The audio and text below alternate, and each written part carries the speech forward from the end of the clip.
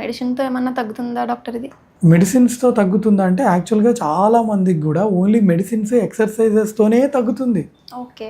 90% వరకు 90-95% పేషెంట్స్‌కి only with medicines and physiotherapy, ఎక్సర్‌సైజెస్‌తో తగ్గిపోతుంది. చాలా తక్కువ మంది పేషెంట్సే వాళ్ళు నెక్స్ట్ స్టేజ్ వరకు వెళ్తారు. అంటే నెక్స్ట్ స్టేజ్ అంటే సర్జరీ అంటున్నారు. కాదండి. నెక్స్ట్ స్టేజ్ అంటే మ్యానిపులేషన్ అండర్ అనస్థీషియా. టాబ్లెట్లతో తగ్గడం లేదు, బాగా పెయిన్స్ ఎక్కువ ఉన్నాయి. ఫిజియోథెరపీ కొంతమంది కోఆపరేట్ చేయలేరు, పెయిన్స్ ఎక్కువ ఉంటాయి. వాళ్ళకి ఇంకా ఎంయూఏ చేస్తాం, మ్యానిపులేషన్ అండర్ అనస్థీషియా చేస్తాం. ఓకే. ఇప్పుడు ఇందాక మీరు ఇది అంటే ఏంటి సార్ ఎంయూఏ?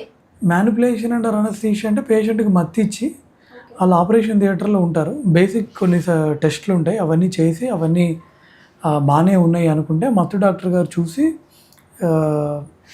ఒక 10 నిమిషాల పాటు మత్తు ఇస్తాం, సెడేషన్ ఇస్తాం.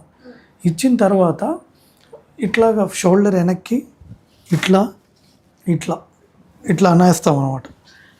అప్పుడు క్యాప్సూల్ టైట్గా ఉంటుంది కదా, దాని అడేషన్స్ అన్నీ బ్రేక్ అయిపోతాయి. ఓకే. చాలా మంచి ప్రొసీజర్ ఇది. ఫ్రోజన్ షోల్డర్ పేషెంట్స్కి ఇది చాలా బాగా పనిచేస్తుంది. నేను కనీసం ఒక 300-400 పేషెంట్స్కి చేస్తుంటాను ఇది ప్రొసీజర్. వెరీ వండర్ఫుల్ ప్రొసీజర్, చాలా బాగా పనిచేస్తుంది.